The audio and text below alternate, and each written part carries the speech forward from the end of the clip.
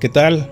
Soy el hermano Francisco Álvarez, sargento capellán de CKMI, y el día de hoy tenemos un mensaje para la Iglesia Resurrección México y queremos agradecer en primer lugar a Dios Todopoderoso por darnos la oportunidad de estar aquí con este mensaje, predicando su palabra, y también queremos darle las gracias a los pastores Alejandro y Yolanda Mata, que tienen un corazón enorme, grandísimo, y siempre dan lo mejor para todos nosotros, y nosotros queremos colaborarles en esta hora con todo lo que podamos hacer. Y bueno, el mensaje de hoy se llama Jesús y la muerte, ¿verdad?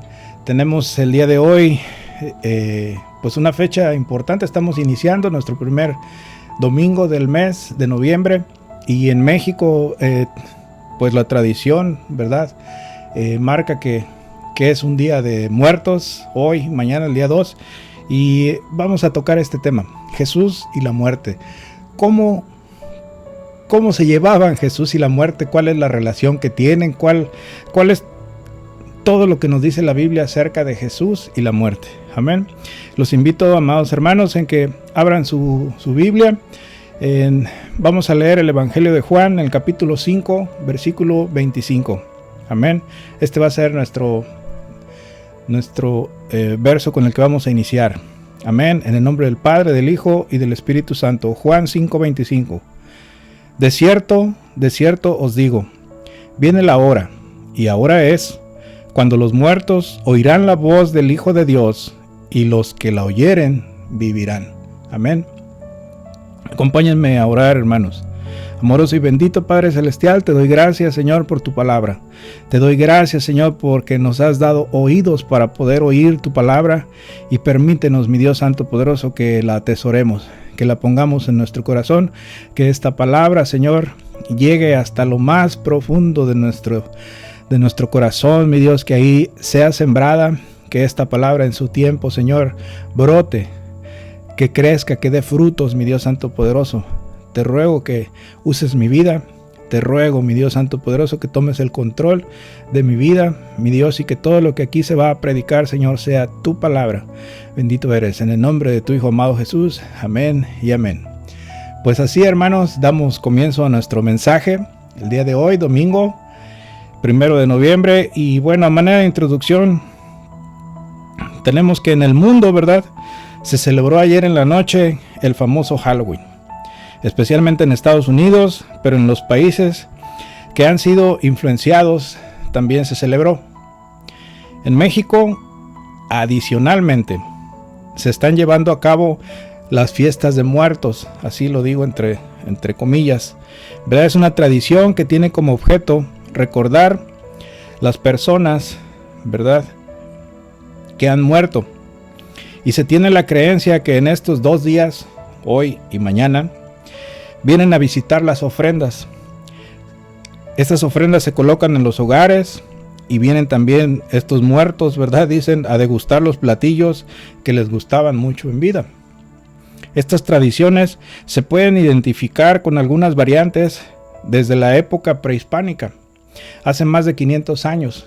Los conquistadores y la Iglesia Católica trataron de erradicar infructuosamente estas prácticas, y finalmente transformaron en una celebración aceptada como los días de todos los santos y de los fieles difuntos.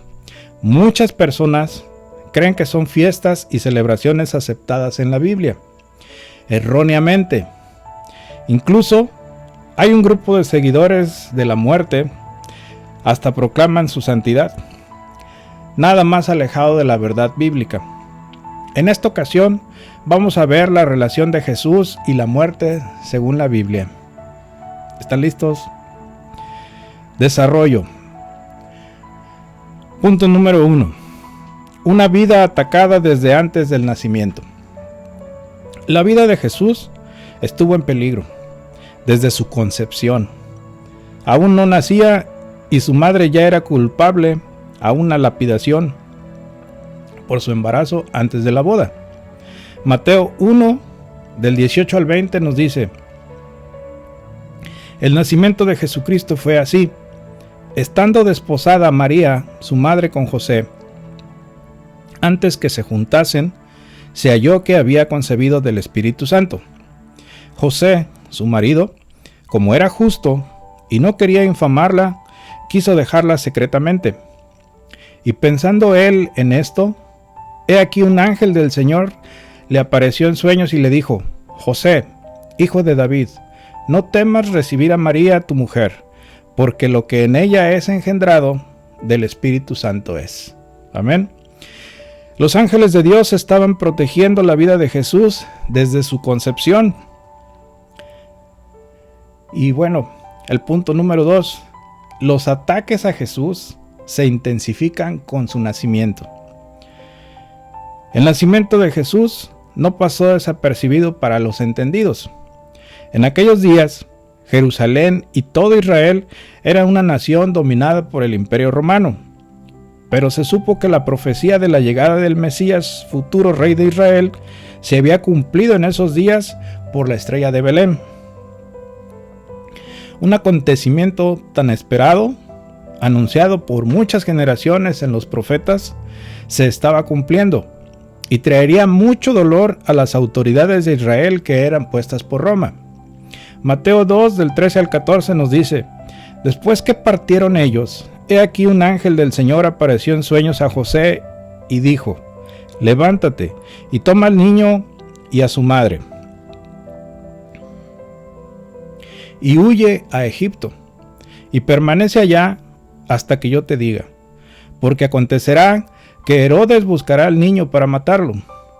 Y él, despertando, tomó de noche al niño y a su madre y se fue a Egipto.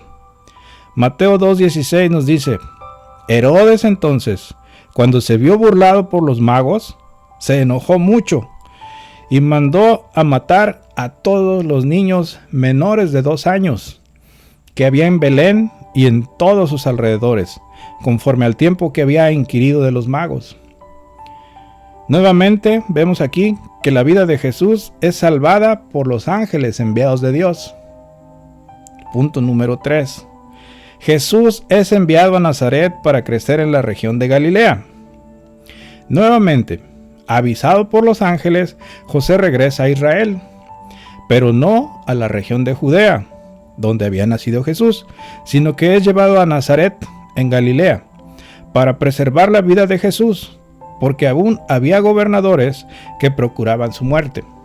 Mateo 2, del 19 al 23 nos dice: pero después de muerto Herodes, he aquí un ángel del Señor apareció en sueños a José en Egipto, diciendo: levántate, toma al niño y a su madre y vete a tierra de Israel, porque han muerto los que procuraban la muerte del niño. Entonces él se levantó y tomó al niño y a su madre y vinieron a tierra de Israel. Pero oyendo que Arquelao reinaba en Judea en lugar de Herodes su padre, tuvo temor de ir allá, pero avisado por revelación en sueños, se fue a la región de Galilea y vino y habitó en la ciudad que se llama Nazaret, para que se cumpliese lo que fue dicho por los profetas, que habría de ser llamado Nazareno. Número 4. Después de su bautizo, Jesús va al desierto a ayunar y orar. Y aunque está en peligro de muerte, los ángeles le sirven.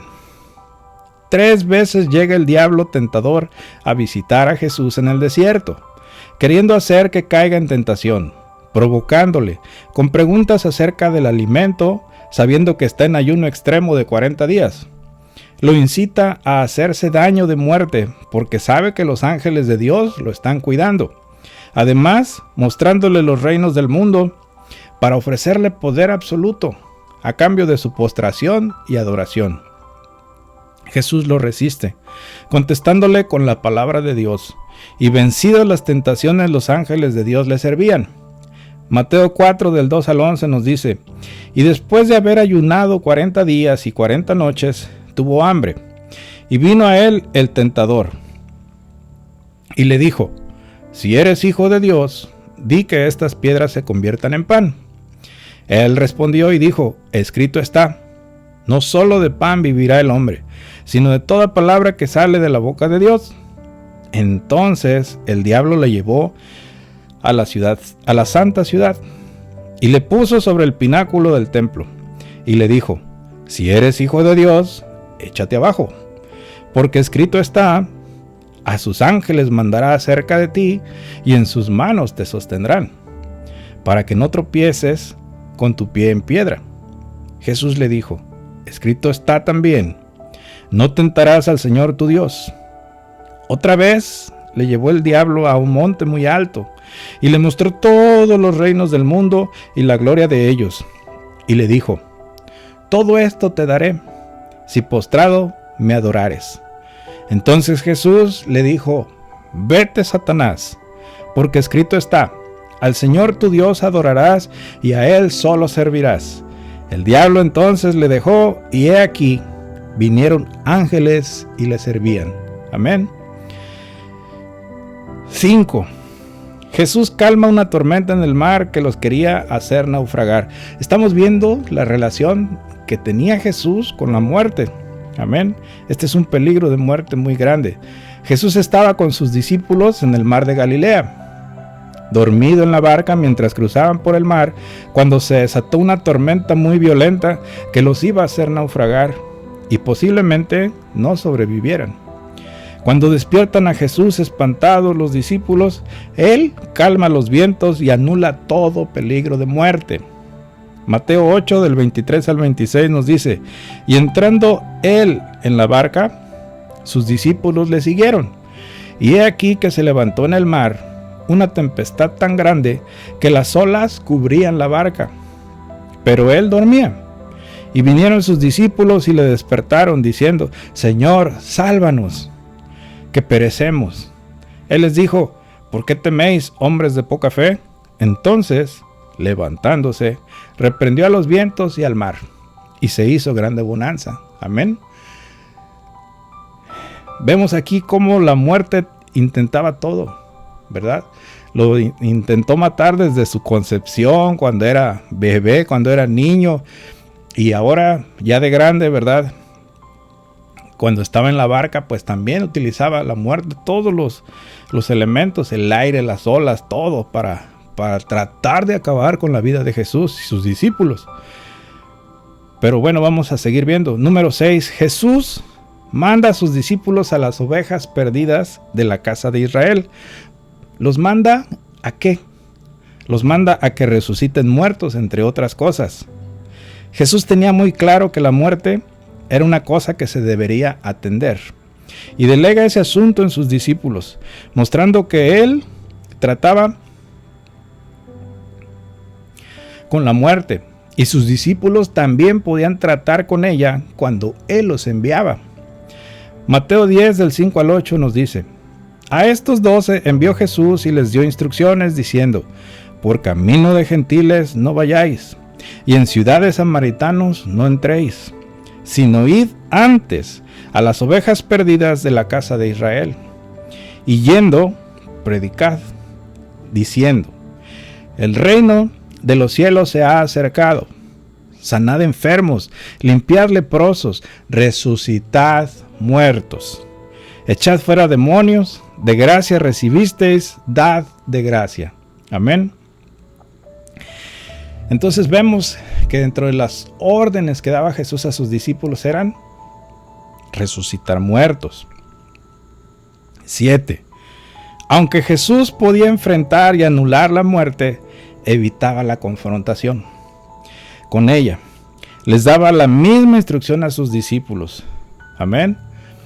Al enviarlos en la misión a las ovejas perdidas de Israel, sabía que no los recibirían bien y que incluso procurarían la muerte de ellos, incluso acusándolos sus mismos familiares. Pero les enseña que hay algo más peligroso que la muerte. Estamos hablando de la muerte física del cuerpo, y es la muerte del alma. Y lo más importante, ¿en dónde se destruye el alma? Mateo 10 del 21 al 23 nos dice: el hermano entregará a la muerte al hermano, y el padre al hijo, y los hijos se levantarán contra los padres y los harán morir. Y seréis aborrecidos de todos por causa de mi nombre, mas el que persevere hasta el fin, éste será salvo. Cuando os persigan en esta ciudad, huid a la otra. Porque de cierto os digo que no acabaréis de recorrer todas las ciudades de Israel antes que venga el Hijo del Hombre. Mateo 10:28 también dice: y no temáis a los que matan el cuerpo, mas el alma no pueden matar. Temed más bien a aquel que puede destruir el alma y el cuerpo en el infierno. ¿Quién es este que puede destruir el alma y el cuerpo en el infierno? Dios Todopoderoso. Amén. A ese hay que temer. 8. Una señal de que Jesús es el Cristo es dicha a los discípulos de Juan el Bautista: los muertos resucitan. Muchas de las cosas que hizo Jesús no están relatadas en los evangelios, pero sabemos que resucitar muertos era un milagro que hacía Jesús muy a menudo, ya que lo relata en varios versículos y en diferentes momentos. Mateo 11 del 4 al 5 nos dice: respondiendo Jesús les dijo: id y haced saber a Juan las cosas que oís y veis. Los ciegos ven, los cojos andan, los leprosos son limpiados, los sordos oyen, los muertos son resucitados, y a los pobres es anunciado el evangelio. Amén. Esto es lo que dijo Jesús y le dijo a los discípulos de Juan. Entre otras cosas, vean, los muertos resucitan. 9. Jesús, después de haber enseñado a sus discípulos y de haber enseñado en los pueblos el evangelio de salvación y la cercanía del reino de Dios, anuncia en varias ocasiones que morirá y vencerá a la muerte. Jesús mismo anuncia que deberá morir y resucitará a los 3 días. Esta es la señal final de que tiene poder sobre la muerte. Fíjense, Mateo 12:40 dice: porque como estuvo Jonás en el vientre del gran pez 3 días y 3 noches, así estará el Hijo del Hombre en el corazón de la tierra 3 días y 3 noches. Más adelante en Mateo 16:21 nos dice: desde entonces comenzó Jesús a declarar a sus discípulos que le era necesario ir a Jerusalén y padecer mucho de los ancianos, de los principales sacerdotes y de los escribas, y ser muerto y resucitar al tercer día. Nuevamente en Mateo 17, del 22 al 23 dice: estando ellos en Galilea, Jesús les dijo: el Hijo del Hombre será entregado en manos de hombres, y le matarán, mas al tercer día resucitará. Y ellos se entristecieron en gran manera. Mateo 20, más adelante dice, del 17 al 19: subiendo Jesús a Jerusalén, tomó a sus 12 discípulos aparte en el camino y les dijo: he aquí, subimos a Jerusalén, y el Hijo del Hombre será entregado a los principales sacerdotes y a los escribas, y le condenarán a muerte, y le entregarán a los gentiles para que le escarnezcan, le azoten y le crucifiquen, mas al tercer día resucitará. Número 10. ¿Qué dijo Jesús de la vida y de la muerte si lo seguimos? Hay algo importante que dijo Jesús acerca de la vida y de la muerte cuando nosotros seamos seguidores de Jesús. La vida en Cristo es morir a nuestra vida. No se puede vivir en Cristo y vivir en nuestra vida. Dicho de otra manera, la única manera de vivir correctamente es al modo de Jesús, cueste lo que cueste. Mateo 16 del 24 al 28 dice: entonces Jesús dijo a sus discípulos: si alguno quiere venir en pos de mí, niéguese a sí mismo y tome su cruz y sígame, porque todo el que quiera salvar su vida la perderá, y todo el que pierda su vida por causa de mí la hallará. Porque ¿qué aprovechará el hombre si ganare todo el mundo y perdiere su alma? ¿O qué recompensa dará el hombre por su alma? Porque el Hijo del Hombre vendrá en la gloria de su Padre con sus ángeles, y entonces pagará a cada uno conforme a sus obras. De cierto os digo que hay algunos de los que están aquí que no gustarán la muerte, hasta que hayan visto al Hijo del Hombre viniendo en su reino. Amén. Número 11. Jesús explicó que la vida eterna y el reino de los cielos son cosas diferentes y que se debe seguir a Cristo para tener las dos: la vida eterna y estar en el reino de los cielos. Muchas veces hemos oído del concepto de vida eterna y lo relacionamos con el concepto del reino de los cielos. Sin embargo, Jesús hace la diferencia entre los dos conceptos cuando habla con el joven rico que quiere asegurarse que está en lo correcto para alcanzar ambos destinos, la vida eterna y el reino de los cielos.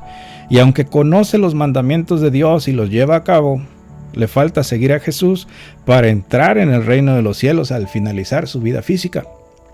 Mateo 19, del 16 al 23 dice: Entonces vino uno y le dijo: Maestro bueno, ¿qué bien haré para tener la vida eterna? Él le dijo: ¿Por qué me llamas bueno? Ninguno hay bueno sino uno, Dios. Mas si quieres entrar en la vida, guarda los mandamientos. Le dijo: ¿Cuáles? Y Jesús dijo: No matarás, no adulterarás, no hurtarás, no dirás falso testimonio, honra a tu padre y a tu madre, y amarás a tu prójimo como a ti mismo. El joven le dijo: Todo esto lo he guardado desde mi juventud, ¿qué más me falta? Jesús le dijo: Si quieres ser perfecto, anda, vende lo que tienes y dalo a los pobres, y tendrás tesoros en el cielo. Ven y sígueme. Y oyendo el joven esta palabra, se fue triste, porque tenía muchas posesiones. Entonces Jesús dijo a sus discípulos: De cierto os digo, que difícilmente entrará un rico en el reino de los cielos. ¿Ven cómo son cosas diferentes? La vida eterna es por seguir los mandamientos, pero el reino de los cielos es por seguir a Jesús. Pues bien, hermanos, vamos a tratar de llegar a una conclusión. Vamos a ver estos temas. Punto número A. ¿Por qué tenía que morir Jesús? Es el Hijo de Dios. Es perfecto en toda perfección. No cometió pecado, no cometió ninguna falta. ¿Por qué tenía que morir Jesús? Durante toda su vida, Jesús estuvo a salvo de la muerte, desde la concepción, de maneras muy sorprendentes, y de la mano de los ángeles de Dios. Pero en varias ocasiones anunció que debería morir y que resucitaría al tercer día. ¿Cuál es el propósito de este acontecimiento? ¿Por qué era necesario que así sucediera? ¿Por qué debería de pasar esto de esta manera? ¿Por qué la muerte debería vencerlo finalmente como a todos los seres humanos? Pues Jesús lo declaró. Mateo 20, 28 dice: Como el Hijo del Hombre no vino para ser servido, sino para servir y para dar su vida en rescate por muchos. Aquí está la respuesta. ¿Por qué Jesús tenía que morir? Para dar su vida en rescate por muchos. Amén. Siguiente conclusión. ¿Tendremos las mismas relaciones familiares en la vida eterna? Mucha gente cree que nuestros familiares nos esperan en la vida eterna y los volveremos a ver y seguirán siendo nuestros abuelitos o nuestros padres, nuestros hijos, nuestras esposas, etcétera, que ya se nos han adelantado. Otros creen que no los reconoceremos ni sabremos sus nombres. Jesús habló acerca de las relaciones familiares de los esposos en la resurrección, aprovechando la pregunta, una pregunta por cierto muy malintencionada, que le hicieron los que no creían en la resurrección, ¿verdad? Explicó que los ángeles no se unen en matrimonio, ni procrean, ni hay ángeles bebés, ni ángeles adolescentes, y que el ser humano en la resurrección no tendrá necesidad de matrimonio, porque seremos como los ángeles. Mateo 22, del 29 al 32 nos dice: Entonces respondiendo Jesús les dijo: Erráis, ignorando las Escrituras y el poder de Dios, porque en la resurrección ni se casarán ni se darán en casamiento, sino serán como los ángeles de Dios en el cielo. Pero respecto a la resurrección de los muertos, ¿No habéis leído lo que os fue dicho por Dios cuando dijo: yo soy el Dios de Abraham, el Dios de Isaac y el Dios de Jacob?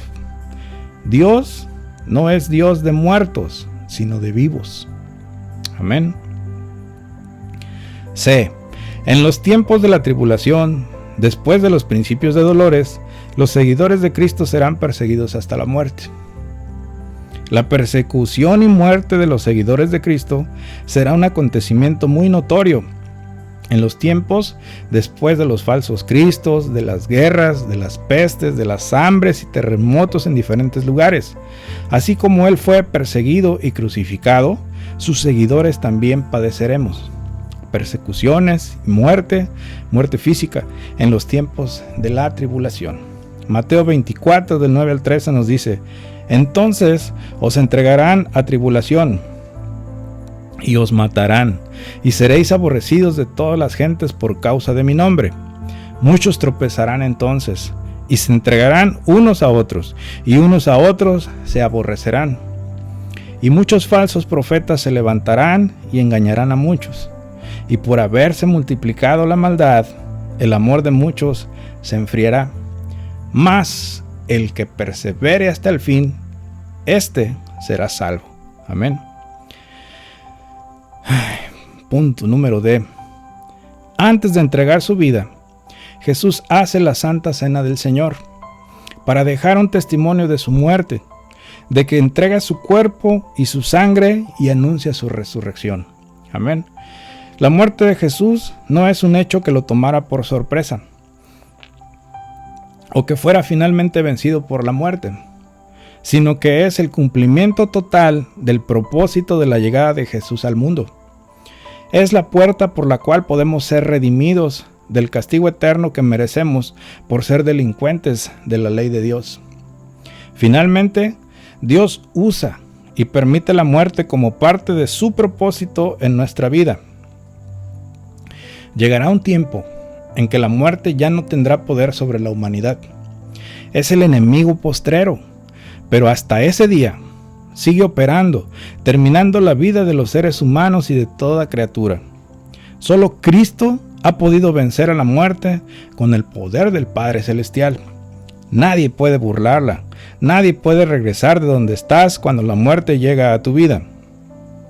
Mateo 26, del 26 al 29 dice: y mientras comían, tomó Jesús el pan y bendijo y lo partió y dio a sus discípulos y dijo: tomad, comed, esto es mi cuerpo.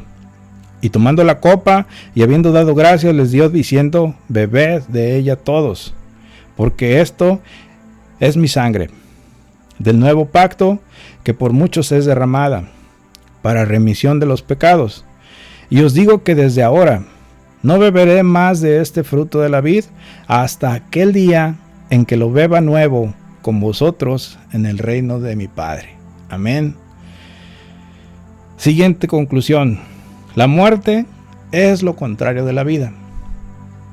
Parece algo muy obvio, pero es importante para todos los seguidores de Cristo que no olvidemos que la muerte es contraria a la vida y que Jesús es la vida. La muerte es contraria a Jesús.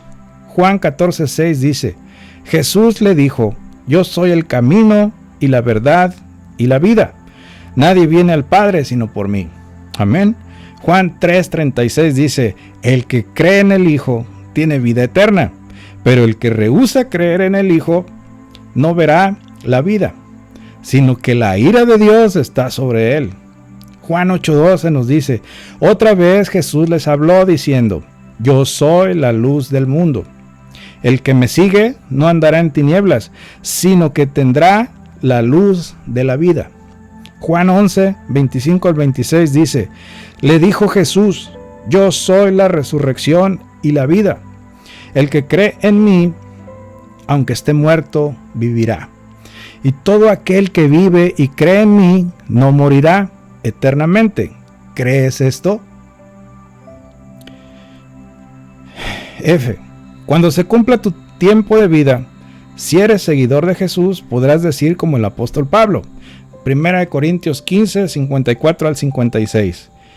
Y cuando esto corruptible se haya vestido de incorrupción y esto mortal se haya vestido de inmortalidad, entonces se cumplirá la palabra que está escrita: sorbida es la muerte en victoria.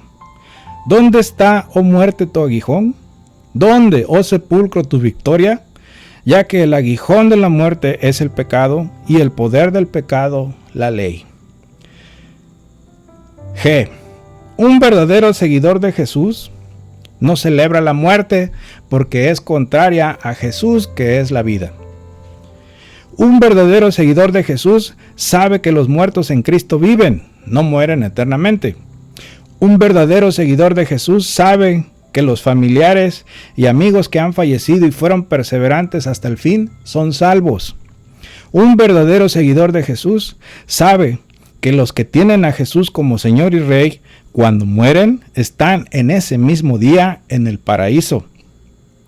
Un verdadero seguidor de Jesús no necesita que le den mensajes del más allá, tiene la palabra de Dios.